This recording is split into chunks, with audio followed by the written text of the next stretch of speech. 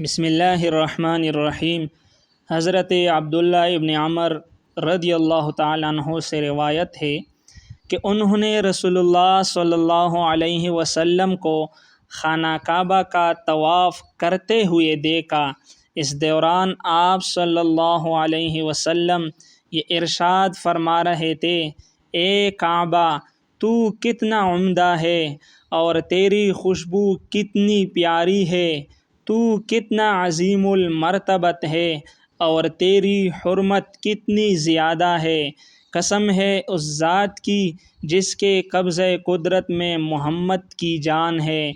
مومن کی جان و مال کی حرمت و تقدس اللہ تعالیٰ کے نزدیک تیری حرمت و تقدس سے بھی زیادہ ہے، اور ہمیں مومن کے بارے میں نیک گمان ہی رکھنا چاہیے۔